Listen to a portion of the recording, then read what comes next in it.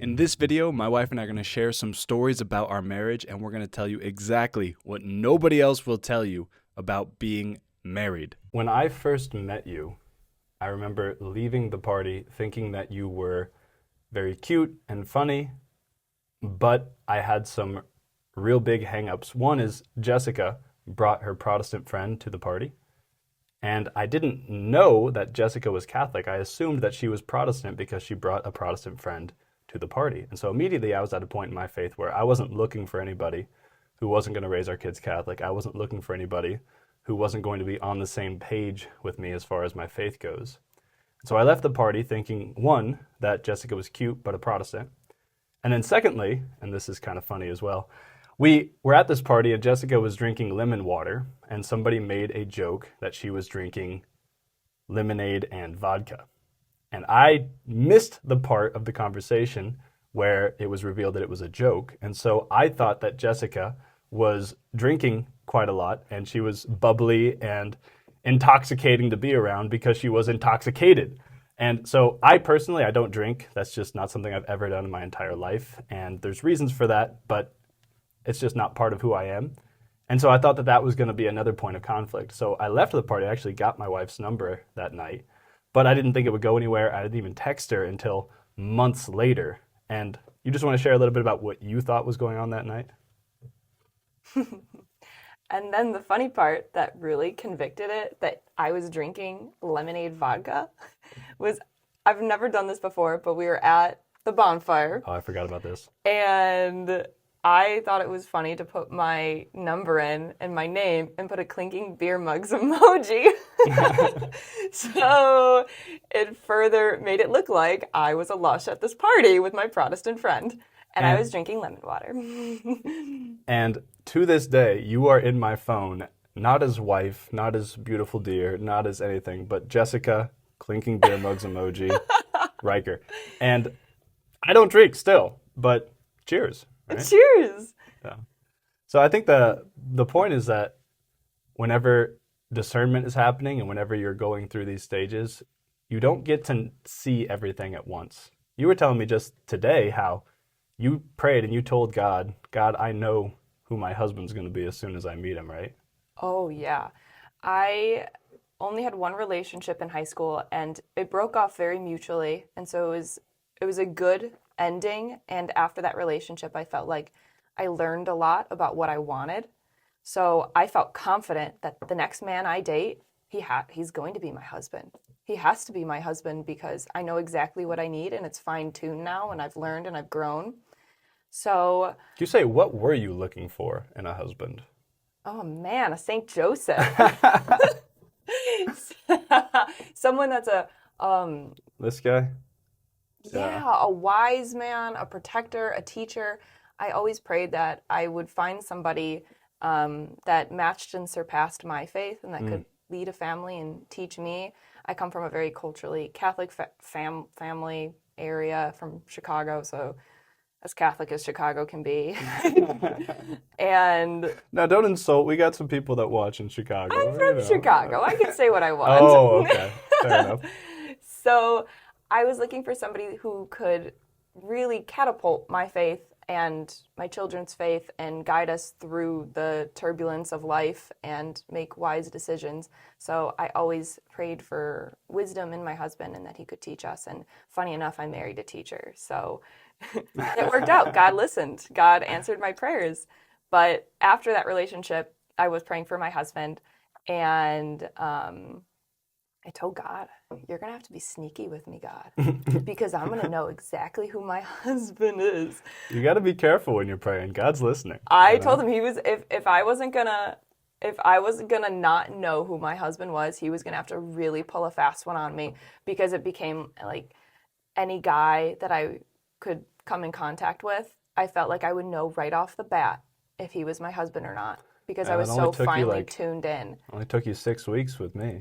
Yeah, 6 weeks, and then we were engaged. Our first meeting, though, well, I was very put off by the blonde hair, the polos. I can't help it. And yeah, the polos. That's one of the reasons in another video I said, guys, don't wear polos, is because it's a mistake I've made. And delayed our engagement by maybe a couple months. Yeah, I mean, I didn't know polos were a deal breaker until, until I met you, and I was like, no, I don't want a polo. And you were super clean shaven, which clean shaven you is very gorgeous and beautiful, but paired with the polo, you were a little baby. You're like straight out of seminary. I looked like a 6-year-old that mom dressed for mass without the beard and then with the polo. It was not a good look, but straight out of seminary. You know, it wasn't you have St. Joseph the Carpenter. No, you have to relearn. You have to be reintroduced into society, and you have to shift your mindset from I'm going to be celibate my entire life to I actually have to attract a female now in order to get married. So, and then I think to layer on top of it,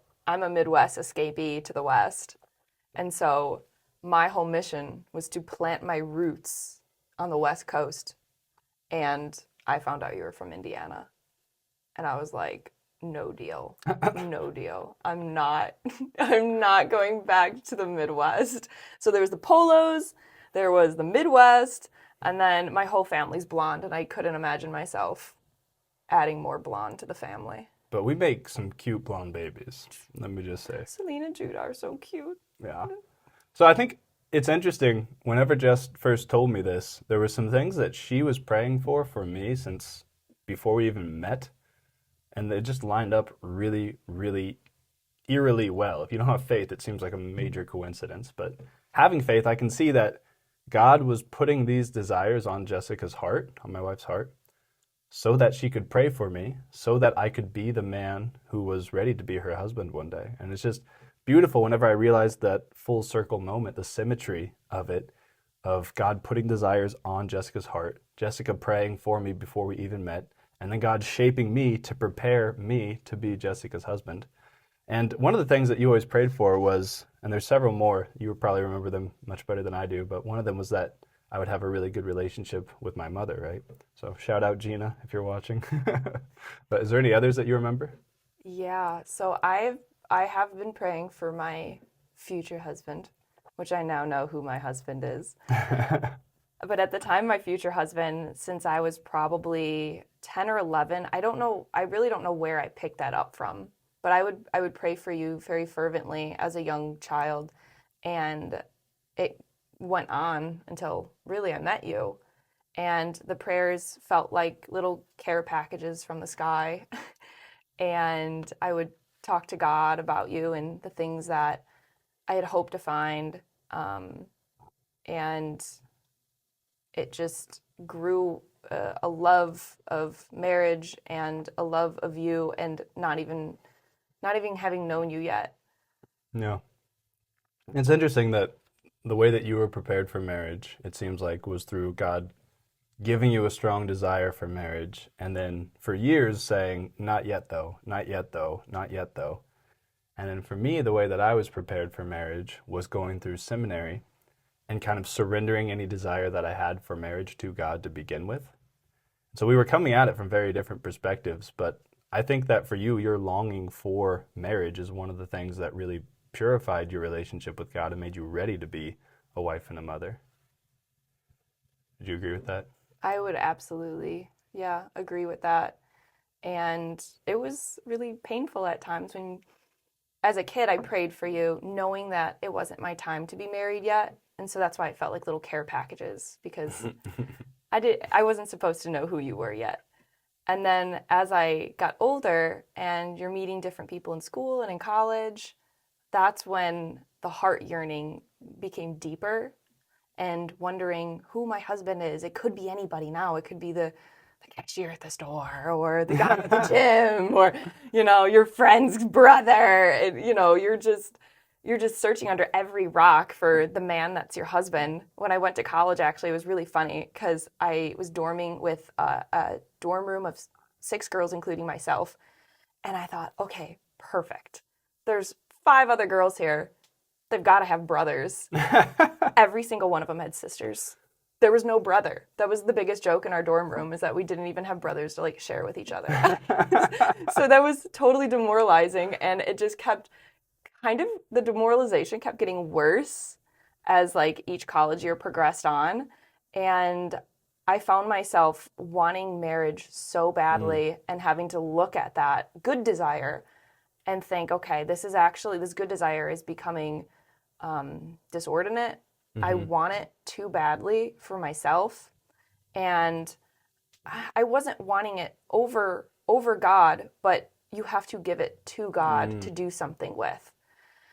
So twice I went into church and I bawled my eyes out. I sat there for a couple hours and just cried, giving God my husband and my children and whoever they were, until I was completely at peace with it just being me and God. And it was one of the most painful things I've done. And it's not something that's even a one and done. I had to do it twice throughout my college years of go there and take the idea of my husband that I felt like I formed a relationship with in a way throughout the years, praying for him, and my kids that I had hoped for through this spiritual pen pal relationship. I had to take them and bring them to the altar and place them with God and really be okay with never knowing who they were and it just being me and God. And it was very difficult, but it was liberating and necessary, and it really grew my faith and my trust. So for anyone out there that is hurting so badly for marriage, people with great marriages even, I think our marriage is one of the best. I adore you, and I think God was able to bless us with that because of the surrender we both did individually without each other. Yeah. Well, it's like, what's your Isaac? Yeah. Right? In order for you to really enter deeply into a relationship with God, he first demands some sort of a sacrifice or some sort of willingness for the sacrifice. And from your story, it seems like my story is similar in some ways, but your Isaac, the thing that you loved more than anything else in the world, and that you had to give up to God, or at least be willing to sacrifice to God, was marriage, your husband, your children, which you hadn't even met yet. And so, yeah, I think a lot of people get this idea that marriage is my vocation, so that's what's going to make me happy. But marriage can very easily become an idol. People can think very easily that the means to God, which is marriage, is the end. And anytime you invert the means and the end like that, you've just made an idol out of something. So your marriage, yes, perhaps that is somebody's vocation out there, but it's for the sake of God. And if you're not willing to give it up for God, then it's become an idol. And it's a very real pain. I see it in a lot, women more than men, but men too. This like ache, this desire for marriage, for a wife, for a family. That's a very, very good desire, and it's a desire that this culture is actively trying to stamp out. So yes, that's a very good thing, but we have to keep in mind that it's a means and not an end. And Jessica did that through, well, just giving your marriage to God and saying, what thy will be done and not my will. And I did it through seminary and just being ready to give my life to the Lord as a priest if that's what he wanted. Luckily for our children, that wasn't what he wanted, but yeah, do you have anything to add on that? I don't think so. No. I think just being okay with it being you and God, truthfully, really surrendering that desire to God, and knowing that that surrender doesn't mean you're giving it up either. I had to walk myself through kind of some imagery to help me let go and comprehend, because it felt like I was in an ocean and I was looking for my rainbow fish. And it was desolate and it was horrible and there was nothing in sight. And that hurt my heart so much. And so instead of feeling like I'm searching the ocean on my own abilities, I had to let it go and imagine a boat above me. And God was in the boat and he had my fish. So it wasn't up to me to go chase the rainbow fish if I saw one. And it wasn't up to my abilities to catch anything. So God had to catch you and then bring you up into the boat where the rainbow fish was. No, God was going to drop me my fish. Oh, he was fish. going to drop God had my fish, and I had to be patient and just see. wait for him to drop the fish. Yeah. And it gave me peace and trust to at least have the vision of the boat above me. And all I had to do was wait and trust. And I thought about if God had told me, I have a fish for you, even being told that, you wouldn't worry. You would go, I know that there is something that he has for me, and you wouldn't worry about it. And what's hard is when you actually don't get those words from God that confirm he has something. So I kind of fabricated it in my own head and trusted my prayer that there was something, and I had to just wait and give it up. Yeah. And shortly after that, I did a St. Raphael novena, and he dropped me my fish. St. Raphael, for anyone who doesn't know, is the patron saint of happy meetings. So if you're looking for somebody, St. Raphael's a powerful intercessor. Which is part of our funny story, because I said that prayer, I had met you already and wrote you off. and, and I was praying this prayer hoping God was going to send me, my fish, and I had already met my fish. Yeah. And then, I think it's funny that, these misconceptions can happen.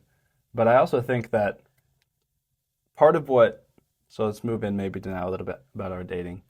But part of what allowed us to date for only 6 weeks before I just kind of knew this was the one is, Jessica and I had chemistry. We get along very well. Our temperaments, our demeanors are just incredibly, incredibly compatible. We've not had a fight in our relationship, and that's not because we haven't had difficulties. It's just because we communicate with each other very effectively. So that's been amazing. We're very compatible. She's beautiful and smart, funny. She gets my humor. Even when I'm not funny, she'll laugh at my jokes. I reuse your jokes on you. That is also true. But if she's laughing at your jokes, they're probably not that funny. She probably likes you. Just saying. But one of the things that really made our discernment quick is the fact that when I was looking for a wife, I knew what I was looking for generally. I'd already discerned out of seminary, so I was pretty positive that marriage was ultimately going to be my vocation.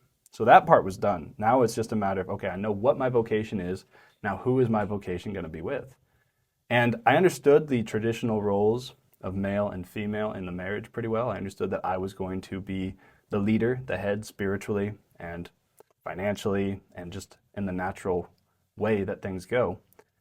And so I was looking for somebody who was going to willingly follow my lead and support me. But I didn't even know how amazing that sort of co-pilot role from a wife could be until I met Jessica. And she just stepped up, and her personality is very, very much energetic and encouraging and supportive. And she's very okay with being not the head decision maker.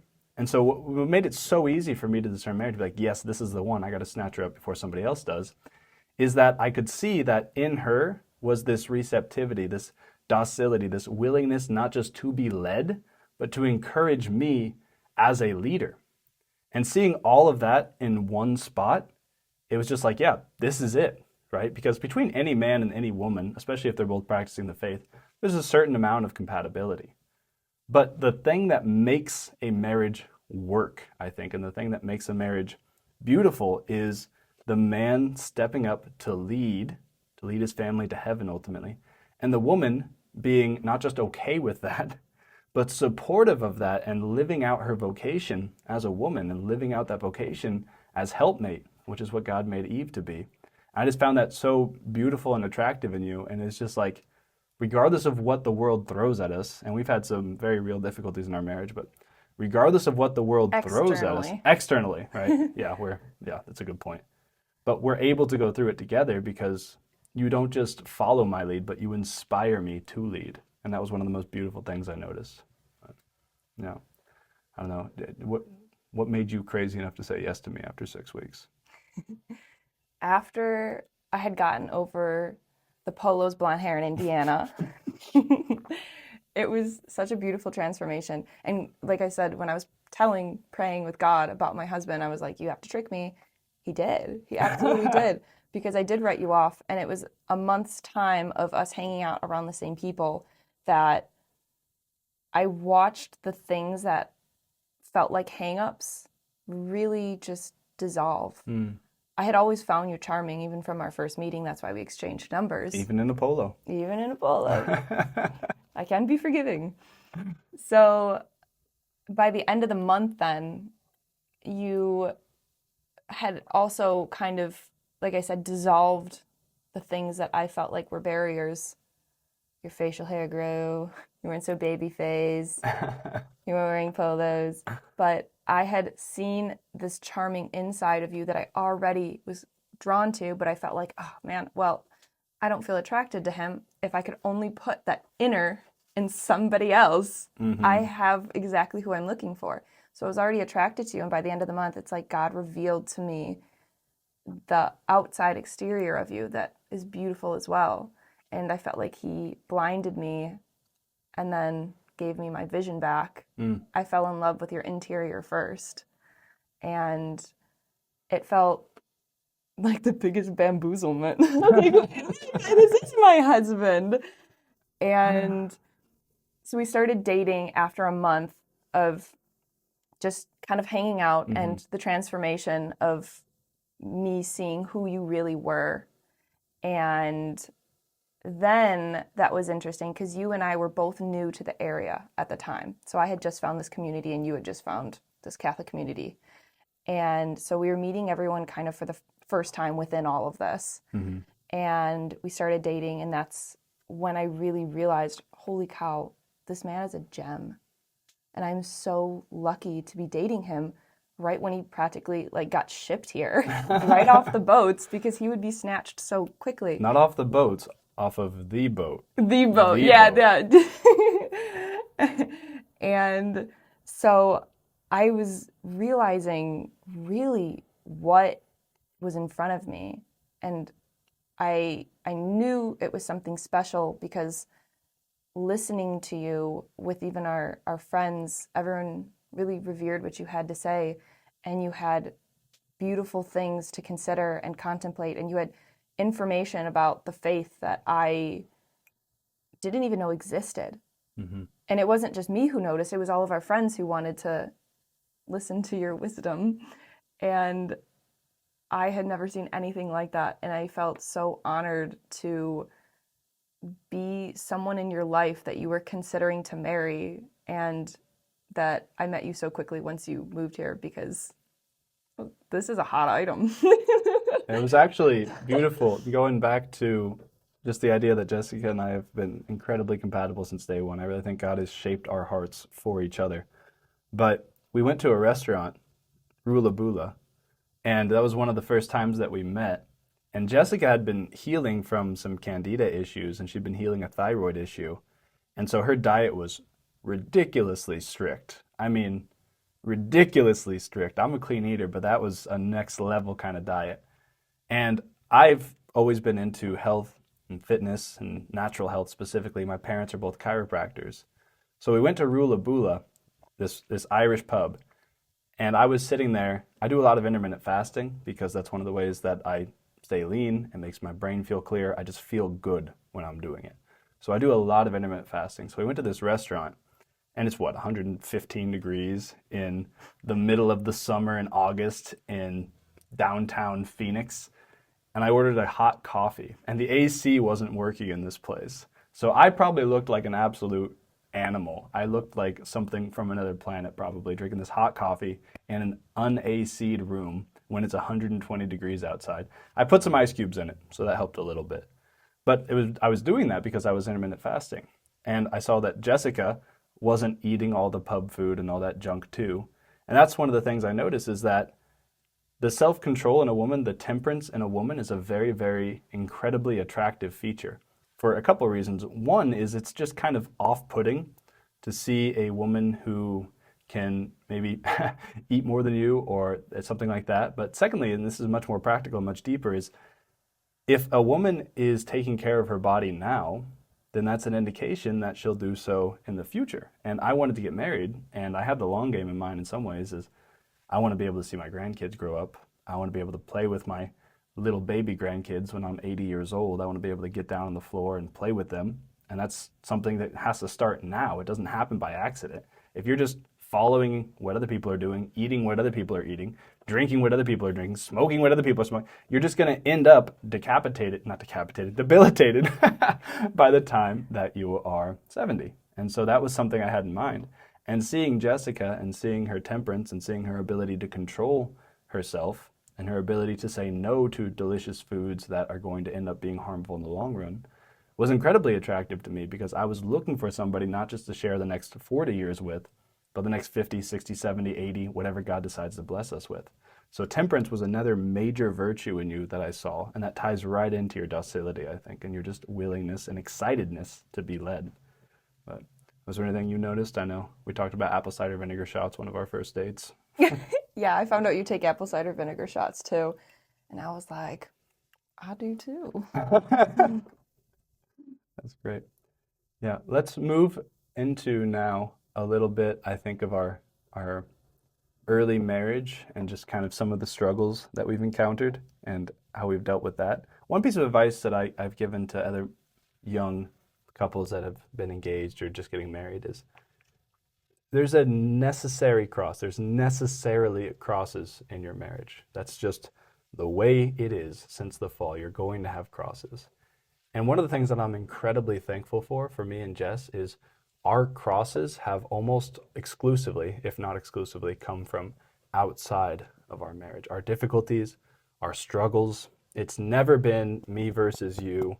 I'm her cross and she's my cross. It's not been like that for us. And I'm so thankful for that, because it's just 100% God's grace. But God has given us our trials from outside of our marriage so that we could grow together, so that we could compassionate one another, be with one another. And our crosses have actually made our relationship stronger, I think. And so that's one of the major things is, if you are having struggles with your fiance, with your wife, and they're coming from outside of the marriage, be thankful, because you have to have crosses. There's no other way around it. You have to have crosses. So be thankful when those crosses are something that you and your wife or your husband can work on together and overcome. And it's us versus the problem, not me versus you. Because the sanctification can happen if you have a husband who's kind of a jerk, or a wife who's just not doing everything she should, right? And you can have this conflict, and you can be her cross and she can be your cross. But if you're suffering and that suffering comes from outside your marriage, and you have a chance to work with your wife instead of against your wife, be thankful for that to some extent, right? You should love your crosses to some extent, because it's an opportunity for you to grow in virtue with your spouse. But do you have anything to add about early marriage years, dating years, late dating years, engaged years? Well, engaged 11 months, but... Yeah. Any marriage advice I would say is just remember that two people can't drive a car at the same time, and the two people don't want to crash the car. So let one person, the man, drive, and the woman be okay being the passenger. And I think everything will work much better within that order. I think a lot of people get hung up on wanting to be right, or letting things get to them where the communication breaks down, and then someone's hurt and you have a bigger issue. I think trying to resolve things kind of humorously helps too. You're at least good with that. Of just being light. The other person essentially doesn't want to hurt the other, because you're both in this car. Yeah. So consider when something happens that they really didn't mean to hurt you. Yeah. Yeah, life's too short to be sad and too long to be sad. If you have 60 years coming up with the person you're married and you guys don't smile often, it's going to be a long 60 years, you know? And that's one of the things I would say too to young men is our culture today is so adamantly against masculinity. They think masculinity is toxic masculinity. They straw man men as that, and then they attack that and tear it down. So men don't want to be men anymore. Men have become too okay, I think, with taking a back seat in the car analogy and just letting whoever wants to drive the car. But as a man, it's your job to step up and to drive. And I just think that's something that needs to be emphasized, is the fact that as a man, you are called to be a leader spiritually in your household. And naturally, like, you're the one that makes the big financial decisions. You're the one that makes those decisions.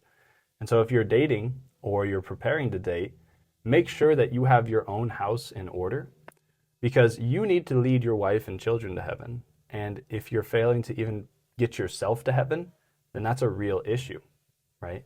So I'd also like to say, as far as docility goes, and maybe you can speak on this a little more, but it's just, I've seen the sacrifices that Jessica has made for me in that. And whenever she does sacrifice and give to my lead and allow me to lead her, I just feel I feel indebted to you in a certain way, because I know the sacrifices that you've made for me and for our children. I see the sleepless nights that you have with our 1 month old. I see how much of your liberty and your freedom that you give up to be my wife. And that's just something that it's beautiful to me, and it just inspires me to love you more. So I think the system is set up where, yes, you're called to make sacrifices, but those sacrifices that you make for one another are ultimately what gel you together, what keep you together, what keep you going. Because it's so natural to love you for doing those things for me. But I don't know if you have the same experience.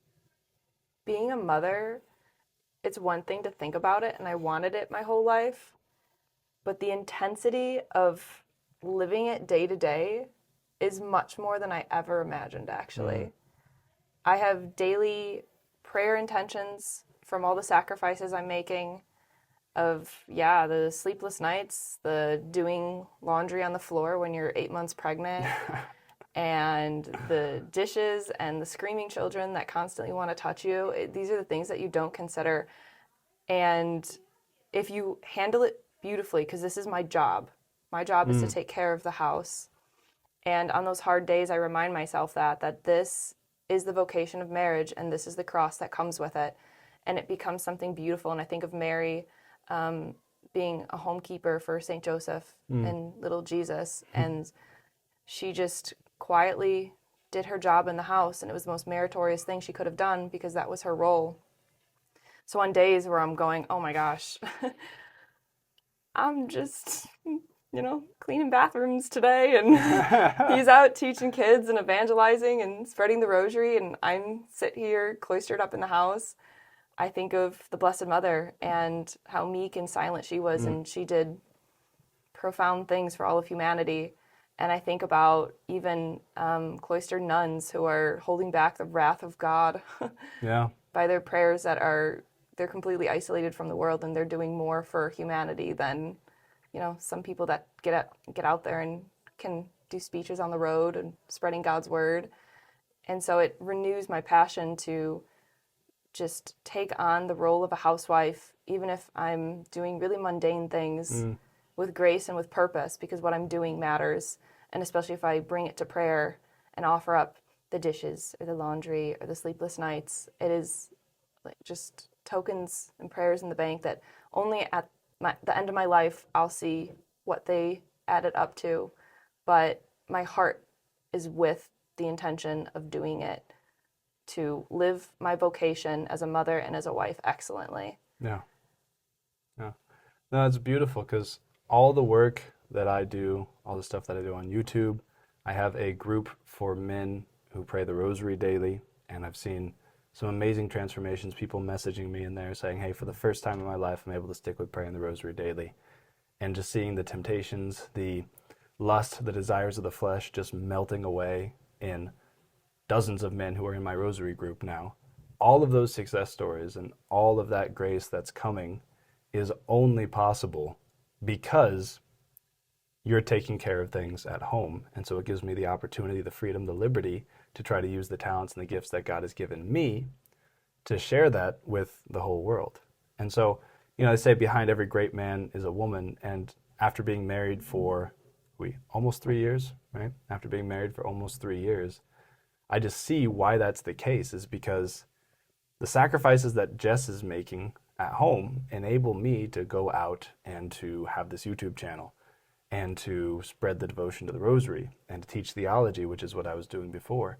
And it's just beautiful to see how God designed it this way, right? This is not a surprise to God at all. This is the way that he set it up, and it's so beautiful to see it incarnate.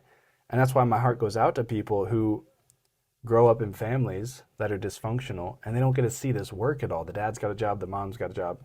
Granted, Sometimes it's got to happen. You got to pay the bills. But everybody's just kind of living next to each other, and they're not living together. Whereas because of the sacrifices you make for me and the work that I get to do and the children that we have, it just, everything ties us together and it knits us together so closely and so beautifully and so intimately. We're not living parallel lives. We're in this together. And that's just such a beautiful thing that I've seen, just seeing the design that God has for marriage and seeing it lived out through my lovely wife and through my children and through the work that I do. It's just given me a greater respect and appreciation for the vocation of marriage. Yeah, I think that whoever can live their vocation well benefits everyone else to live their life well and virtuously. So when you think of the things that you don't want to do as a woman, overcome it, because if you live your vocation excellently, it allows your husband to live his vocation excellently. And that in turn affects your kids and what they see, and then the adults that they turn into. And then your family goes out and becomes a light in the world to other families who can also replicate that. And it just spreads. So one person who lives their vocation excellently allows greater ability for those around them to live their vocation excellently.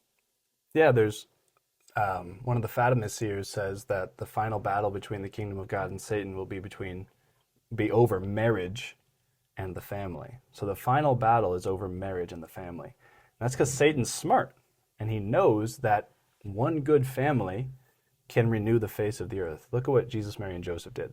That's one family, right? Obviously, special case. But look at what the Therese of Lisieux's family did, right? One good family can completely change the face of the earth. And Satan knows this, and he's trying to take this insight and use it in the opposite direction. He's trying to incite conflict and disunity and discord between husbands and wives, because if you can destroy the marriage, you destroy the morality of the children, right? Your relationship with your wife, for married guys out there, your relationship with your wife has to take precedence over any other relationship that you have with any other person on the earth, including your own children. You should spend more time with your wife than with anybody else, and that's just the way it is. Your wife should be your best friend, because your relationship with your wife, that unity that you have, is going to be the foundation by which you raise children. And if you don't have a good relationship with your wife, it's impossible for you to be united. Well, maybe it's not impossible, but it's very difficult for you to put that united face on in front of your kids and to raise them. And our 2-year-old right now is a very headstrong child. She's wonderful and great and usually very nice and polite, but she has got a ton of willpower. It's going to be one of her best assets 20 years from now. But right now, it's something that we have to work on. And since I've been able to be home recently, we've seen incredible changes in her personality. Because if it were just Jessica at home with a 1-month baby and my daughter Celine would run the roost and there would be nothing you could do about it. So it's imperative for us to be united, because Celine is going to take 100% of both of our efforts in order to raise her to be a good good Catholic and a good faithful woman.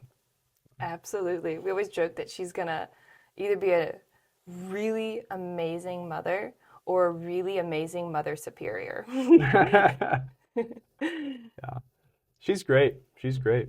But she is definitely sanctifying us 100%. But okay, let's go ahead and move to talking about some strategies that we have for conflict resolution, maybe. I think that we handle that very well. Like I've said, we've never had a real fight in our marriage. And one of the things that you brought up that I think is just amazing is whenever you're having a conflict with your spouse, you never exteriorize that to the outside world, right? The scriptures tell us to honor our spouse. And sometimes guys get this whole like, oh, the old ball and chain mentality. And that's your wife. You chose her, right? And St. Paul says, whoever honors his wife honors himself. Whoever loves his wife loves his own flesh. So give yourself a compliment by giving your wife a compliment. If you say, my wife is lovely and smart and funny, and I just enjoy her company so much, and there's nobody else I'd rather be with, if you say that, then what you've just said is, I chose a good wife because I make good decisions. And if you have the ball and chain mentality, then everything that you say bad about your wife, it bounces back on you. So one piece of advice for any married couple out there that's watching this, just get rid of the negative language regarding your spouse to anyone. Just completely eliminate it from your vocabulary, because it seems like a small thing. And you make this little joke here about the dishes, and you make this little joke about but it adds up and it becomes nagging and carping, and it just changes the way that you think about your wife and changes the way that you think about your marriage. You should be, and this is something I'm still working on to some extent. I think I do a decent job at it by the grace of God, but you should be looking for opportunities to brag on your spouse's good features and to say how lovely and wonderful your spouse is and how your wife is such an amazing such an amazing mother to your children. You should be looking for those occasions, because that's what the scriptures tell us to do. That's what it means to honor somebody. That's what it means to honor your spouse. And so the first thing for conflict resolution will be get rid of half the conflicts that you're going to have by changing the way that you speak about and think about your wife. What would you say about that? I think that's very tempting for women to feel the emotions, because women are definitely more emotional. They'll feel the high highs and the low lows very intensely. And it's really easy to go to your mom, call her up on the phone, and just pour out your heart to her and express your hurt that your husband is causing you, or your sister, or to your friend, your best friend. And what you're doing is your husband is suffering from you. So it needs to be you and your husband against the world. You v. the world. And when you go, and even if it is valid hurt, when you go and air it out to people that are unproductive to air it out to and are not going to give you counsel to actually fix it, you're just venting, your husband is now in danger of you. And you don't want your husband to ever be in danger of his own marriage. It's a marriage attacking and eating itself. So you gotta poker face it. So don't ever even sometimes address things in front of the kids. Yeah. I think that's a big one too, of it's not even just the exterior friends to vent over, but don't have these carping, nagging, or condescending comments in front of your children too, because that's how your children are going to interpret the mother or the father, but also the authority structure. You start to create cracks in it, and kids will take advantage of that, and any issues that you're trying to correct in the children all of a sudden become a million times harder, because mom and dad aren't cohesive, and they're not going to agree, and the kids are going to know that, and an inch becomes a mile in whatever bad attitude that you're trying to adjust. Yeah, children learn how to respect their mother by watching how their father treats their mother. And children learn how to respect their father by watching how the mother treats the father. So that goes back to just the foundational relationship has to be your marriage, and everything else is secondary to that, and everything else is in service of that. So yeah, I think that's great. We're going to go ahead and sign off here. If you have any closing remarks, you can say those. But I just want to say thank you to my lovely wife for coming on. A lot of people have been asking for advice for females from me, and a lot of people have been asking for my wife to come on the show. So we did it. We made it happen. I hope you guys have enjoyed it. If you have, please leave a comment, and leave a comment asking any questions that you would have for me and Jessica about our marriage or about how we handle things. We're certainly not experts, but we have had just a beautiful and wonderful marriage, and this is what's worked for us. So we're happy to share with you guys. You got any closing remarks, Jess? Thanks for having me on your show. Yeah, of course. All right. Well, God bless you guys. See you next time.